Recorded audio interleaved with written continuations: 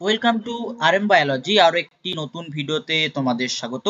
আজকের ক্লাসে আমরা জীবজ অণুসমূহ চ্যাপ্টার এর টোটাল 47টা প্রশ্ন কিন্তু সলভ করব, যে প্রশ্নগুলো পরীক্ষার জন্য অত্যন্ত অত্যন্ত গুরুত্বপূর্ণ, অর্থাৎ এসএমএফডব্লিউবি এবং জেনপাস ইউজি দুটোর জন্যই খুব গুরুত্বপূর্ণ। তোমাদের জেনপাস ইউজিতে কিন্তু অ্যাডমিট কার্ড প্রকাশিত হয়ে গেছে। সেই অ্যাডমিট কার্ডে কিভাবে তোমরা ডাউনলোড করবে অ্যাডমিট কার্ডটি, ড্রেস কোড কি আছে, সমস্ত কিছু আমি কিন্তু জানিয়ে দিয়েছি, তাই ভিডিওটা যারা দেখোনি তারা কিন্তু ভিডিওটি দেখে নি। তো চলো আজকের ক্লাসটি শুরু করা যাক। দেখো প্রথম যে প্রশ্ন রয়েছে, এই প্রথম প্রশ্নে দেখো কোষীয় ক্ষুদ্র অণু সম্পর্কিত সঠিক বক্তব্যগুলি হলো আয়তনে ক্ষুদ্র, নিম্ন আণবিক ওজন সম্পন্ন, এটা সঠিক। আণবিক গঠন সরল প্রকৃতির, এটাও সঠিক। অন্তঃকোষীয় তরলে ভীষণভাবে দ্রাব্য, এটাও সঠিক। তাহলে সঠিক উত্তর কোনটি হবে? সবগুলোই ঠিক। যেহেতু এটা আমি এই যে প্রশ্নগুলো আছে এখানে শুধুমাত্র একটাই অপশন কারেক্ট, তাই এই উত্তরটা সঠিক হবে। যদি এই প্রশ্নটা তোমাদের ক্যাটাগরি 2-তে আসতো, অর্থাৎ যেখানে মাল্টিপল অপশন কারেক্ট, সেক্ষেত্রে কিন্তু তোমাকে কি মার্ক করতে হতো? সেখানে তোমাকে মার্ক করতে হতো এ, বি, সি, তখন ডিতে অন্য একটা অপশন থাকতো। বৃহৎ অণু সম্পর্কিত কোন বক্তব্যটি সঠিক নয় জিজ্ঞেস করা হয়েছে। এক্ষেত্রে উত্তরটি হবে অন্তঃকোষীয় তরলে দ্রাব্য, এটা সঠিক নয়। প্রোটিন নামকরণ করেন কোন বিজ্ঞানী? কোন বিজ্ঞানী প্রোটিন নামকরণ করেছিলেন? উত্তর হবে অপশন সি। সরল প্রোটিনের একটি উদাহরণ দাও। দেখো হিস্টোনা একটা সরল প্রোটিন, গ্লোবিউলনা সরল প্রোটিন, অ্যালবুমিনও সরল প্রোটিন। তাহলে উত্তর কি হয়ে যাবে? উত্তর হয়ে যাবে অপশন ডি। এই প্রশ্নটাও কিন্তু ক্যাটাগরি 2-তে হতে পারে। এই প্রশ্নটাও কিন্তু ক্যাটাগরি 2-তে থাকতে পারে। এই পিডিএফটা তোমরা পেয়ে যাবে। দেখো যে সকল প্রোটিন কেবলমাত্র অ্যামিনো অ্যাসিড দ্বারা গঠিত হয় তাদেরকে কি বলা হয়? তাদেরকে কিন্তু সরল প্রোটিন বলা হয়। একটি অ্যামিনো অ্যাসিডের বিভিন্ন অংশগুলি হলো, অ্যামিনো অ্যাসিডে অ্যামিনো গ্রুপ মাস্ট থাকে, কার্বক্সিল গ্রুপ থাকে, আর গ্রুপ থাকে যেটা পরিবর্তনশীল, এবং একটি হাইড্রোজেন পরমাণু থাকে। ঠিক আছে, তো এখানে তাহলে কি হবে? সবগুলো উত্তর কিন্তু সঠিক হবে। এই প্রশ্নটাও কিন্তু একটা পোটেনশিয়ালি ক্যাটাগরি 2-তে আসার মতো প্রশ্ন। ক্যাটাগরি 2-তে আসার মতো প্রশ্ন। অ্যামিনো অ্যাসিড নামকরণ করেন কে বা কোন বিজ্ঞানী? Option B. নিচের কোনটি জলে দ্রাব্য প্রোটিন? নিচের কোনটি জলে দ্রাব্য প্রোটিন? অ্যালবুমিন। অ্যালবুমিন জলে দ্রাব্য। তাপ প্রয়োগে তঞ্চিত হয় না এমন প্রোটিন নিচের কোনটি? দেখো অপশন ডি, অর্থাৎ প্রোটামিন এবং হিস্টোন এই দুটোই কিন্তু তাপ প্রয়োগে কি হয় না? তঞ্চিত হয় না। এই প্রশ্নটাও কিন্তু ক্যাটাগরি 2-তে আসতে পারে। এই প্রশ্নটাও কিন্তু ক্যাটাগরি 2-তে আসতে পারে। তাপ প্রয়োগে তঞ্চিত হয় এমন প্রোটিন, তাপ প্রয়োগে তঞ্চিত হয় গ্লোবিউলিন হয় এবং অ্যালবুমিন হয়। তাহলে অপশন ডি কারেক্ট। এটাও একটা ক্যাটাগরি 2-র আসার মতো প্রশ্ন। নিচের কোনটির বৈচিত্র্যর কারণে প্রোটিন অণুতে ব্যাপক বৈচিত্র্য লক্ষ্য করা যায়? অ্যামিনো অ্যাসিডের যে আর গ্রুপ হয় তার বৈচিত্র্যের কারণে। সংযুক্ত প্রোটিনের উদাহরণ নিচের কোনটি? সংযুক্ত প্রোটিন কিন্তু সবগুলো, অর্থাৎ এই পার্টিকুলার কোশ্চেনটাও কিন্তু ক্যাটাগরি 2-তে থাকতে পারে, তখন কিন্তু অপশন ডিতে অন্য কোনো একটা অপশন থাকবে। অ্যানিমেল স্কেলিটন প্রোটিন নামে বহুল প্রচলিত নিচের কোনটি? এক্ষেত্রে উত্তরটি কি হবে? স্ক্লেরোপ্রোটিন। উত্তরটি কি হয়ে যাবে? স্ক্লেরোপ্রোটিন। দুটি অ্যামিনো অ্যাসিডের পেপটাইড বন্ধন গঠনের সময় কি হয়? জলের অপসারণ ঘটে, জলের সংযোজন ঘটে, ডি অ্যামিনেশন ঘটে, না ডি কার্বক্সিলেশন ঘটে? এক্ষেত্রে উত্তরটি যেটি হবে সেটি হচ্ছে জলের অপসারণ ঘটে। জীবমণ্ডলে সবথেকে বেশি পরিমাণে পাওয়া যায় যে প্রোটিনটি, জীবমণ্ডলে সবথেকে বেশি পরিমাণে কি পাওয়া যায়? রুবিস্কো প্রোটিনটি সবথেকে বেশি পরিমাণে পাওয়া যায়।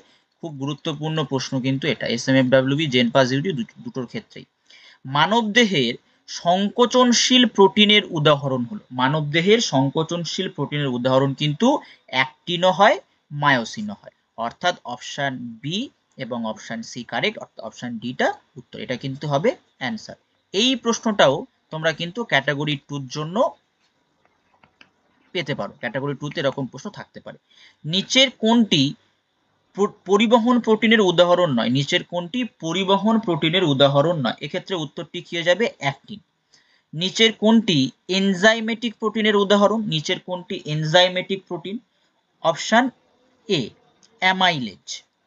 তারপর নিচের কোনটি প্রতিরক্ষামূলক প্রোটিনের উদাহরণ নয়? নিচের কোনটি প্রতিরক্ষামূলক প্রোটিনের উদাহরণ নয়? এক্ষেত্রে উত্তরটি হবে কিন্তু মায়োসিন। ইমিউনো অ্যাসিডের উদাহরণ হলো, ইমিউনো অ্যাসিডের উদাহরণ কিন্তু প্রোলিনো এক ধরনের ইমিউনো অ্যাসিড, হাইড্রোক্সি প্রোলিনো এক ধরনের ইমিউনো অ্যাসিড, অর্থাৎ অপশান এ ও বি। এই প্রশ্নটাও কিন্তু ক্যাটাগরি 2-র মতো একটা প্রশ্ন। আমি প্রত্যেকটা প্রশ্ন যেগুলো ক্যাটাগরি 2 হতে পারে আমি কিন্তু বলে দিচ্ছি, তোমরা স্ক্রিনশট নিয়ে নিতে পারো।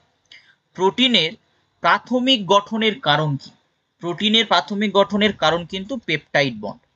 কোয়াটারনারি গঠন, এই যে 4টে প্রোটিন দেয়া আছে, কোন জায়গাতে পাওয়া যায় বা কোন প্রোটিনে পাওয়া যায়? হিমোগ্লোবিনে কোয়াটারনারি গঠন পাওয়া যায়। একটি প্রোটিনের সবকটি পেপটাইড বন্ধন ভেঙে গেলে কি অবশিষ্ট হিসেবে থেকে যায়? অ্যামিনো অ্যাসিড অবশিষ্ট হিসাবে থেকে যায়। প্রোটিনের আর্দ্র বিশ্লেষণে কি উৎপন্ন হয়? প্রোটিনের আর্দ্র বিশ্লেষণে অ্যামিনো অ্যাসিড উৎপন্ন হয়, অ্যামিনো অ্যাসিড। তারপর প্রোটিন হলো প্রকৃতপক্ষে এক ধরনের কি? প্রোটিন প্রকৃতপক্ষে কিন্তু পলিঅ্যামাইড, অপশান ডি। প্রোটিনের গঠনগত মৌলগুলি কি কি? প্রোটিনের গঠনগত মৌল হচ্ছে COHN। কোন প্রোটিনটি প্রকৃতিজাত নয়? কোন প্রোটিনটি প্রকৃতজাত নয়? পেপটোন কিন্তু প্রকৃতিজাত নয়। তারপর প্রোটিন রঞ্জক পদার্থের সঙ্গে যুক্ত থাকলে তাকে কি বলা হয়? রঙকে আমরা ক্রোমো বলি, তার সাথে প্রোটিন যোগ করে দাও, ক্রোমোপ্রোটিন। পেপটাইড শৃঙ্খলের এক একটি অ্যামিনো অ্যাসিডকে কি বলা হয়? রেসিডিউ বলা হয়। কি বলা হয়? রেসিডিউ। দুধে বর্তমান প্রোটিনটি হলো, দুধে বর্তমান প্রোটিনটি কি? সেটি হয়ে যাবে তোমাদের কেসিন। ইনসুলিন রাসায়নিক প্রকৃতিতে একটি কি? ইনসুলিন রাসায়নিক প্রকৃতিতে কি? এটা আমাকে তোমরা কমেন্ট করো। ইনসুলিন রাসায়নিক প্রকৃতিতে কি? আমাকে কমেন্ট করো। পলিপেপটাইডের মনোমার একক হলো, পলিপেপটাইডের মনোমার একক কিন্তু অ্যামিনো অ্যাসিড। স্যামন মাছের শুক্রকোষে পাওয়া যায়, স্যামন মাছের শুক্রকোষে কি পাওয়া যায়? স্যালামিন। নাইট্রোজেনযুক্ত একটি জীবজ অণু হলো, নাইট্রোজেনযুক্ত জীবজ অণু দেখো অপশান আছে কার্বোহাইড্রেট, প্রোটিন, লিপিড এবং অপশান ডিতে আছে এওসি। উত্তর হবে অপশান বি। অ্যামিনো অ্যাসিডে বর্তমান কার্যকরী গ্রুপ কোনটি? অ্যামিনো অ্যাসিডে বর্তমান কার্যকরী গ্রুপ দেখো অপশান, এটার ক্ষেত্রে কি হবে? অপশান ডিটা কারেক্ট হবে, অপশান ডি। পরবর্তীতে তড়িৎ ক্ষেত্রে প্রোটিন অণুর ধনাত্মক বা ঋণাত্মক মেরুর দিকে বিচলনকে কি বলা হয়? বিচলনকে ইলেকট্রোফোরেসিস বলা হয়। পেপটোন একটি কি? পেপটোন এক প্রকারের লব্ধ প্রোটিন। একটি অ্যামিনো অ্যাসিডের অ্যামিনো গ্রুপের সঙ্গে অপর অ্যামিনো অ্যাসিডের কার্বক্সিল গ্রুপের রাসায়নিক বিক্রিয়ায় কি গঠিত হয়? একদম সহজ সরল প্রশ্ন, এটা আমাকে তোমরা কমেন্ট করো। এর আগেও একটা দিয়েছি, প্লাস এটাও দিলাম, এটাও আমাকে তোমরা কমেন্ট করো। অ্যালবুমিনের উদাহরণ, অ্যালবুমিনের উদাহরণে আমরা কি বলতে পারি? সবগুলোই সঠিক। তো এই প্রশ্নটা কিন্তু ক্যাটাগরি 2-তে হতে পারে, এই প্রশ্নটা এরকম টাইপের প্রশ্ন তোমরা ক্যাটাগরি 2-তে পেতে পারো। তো এই ভিডিওতে তোমরা ক্যাটাগরি 1 সাথে ক্যাটাগরি 2 দুটোই কিন্তু পেয়ে যাচ্ছ, তাই ভিডিওটা শেষ পর্যন্ত দেখো। দেহে নাইট্রোজেনের সাম্যতা বজায় রাখতে সাহায্য করে, দেহে নাইট্রোজেনের সাম্যতা কে বজায় রাখে? প্রোটিন। পেপটাইড শৃঙ্খলের প্রান্তীয় মুক্ত অ্যামিনো গ্রুপযুক্ত অ্যামিনো অ্যাসিডকে কি বলে? অ্যামিনো অ্যাসিডকে এন টার্মিনাল অ্যামিনো অ্যাসিড বলে। পরবর্তীতে যদি আমরা যাই, ডাইপেপটাইড রয়েছে, দেখো অপশান এতগুলো আছে, তো এক্ষেত্রে যে উত্তরটা সঠিক সেটা হচ্ছে অপশান এ। প্রোটিন সম্পর্কিত কোন মেলবন্ধনটি সঠিক নয়? প্রোটিন সম্পর্কিত যে মেলবন্ধনটি সঠিক নয় সেটি হলো ফসফোডাইএস্টার ও হাইড্রোফোবিক বন্ড। এই যে পার্টিকুলার যে গঠনটা দেয়া আছে এটি কার ক্ষেত্রে প্রযোজ্য নয়? এটি উত্তর তোমাদের হয়ে যাবে অপশান বি, প্রোলিন। হিমোগ্লোবিনের বর্তমান পলিপেপটাইড সাবইউনিটের সংখ্যা হলো 45-এর ক্ষেত্রে যে উত্তরটি সঠিক সেটি হলো অপশান ডি। নিচের কোন বন্ধনীটি প্রোটিনের গৌণ গঠনের স্থিতিশীলতায় সাহায্য করে? অপশান এ হাইড্রোজেন বন্ধনী। নিচের কোনটি প্রশম অ্যামিনো অ্যাসিড? 47-এর উত্তরটি হয়ে যাবে গ্লাইসিন, যেহেতু গ্লাইসিনে আমরা একটা জুইটার আয়নিক ফর্ম দেখতে পাই। দেখো, আজকের যে আমরা জীবজ অণুসমূহ যে চ্যাপ্টারটা শুরু করেছি, জীবজ অণুসমূহ, এটা কিন্তু বেশ বড় একটা চ্যাপ্টার। জীবজ অণুসমূহ হচ্ছে বেশ বড় একটা চ্যাপ্টার। আজকের এটার এপিসোড 1 হলো।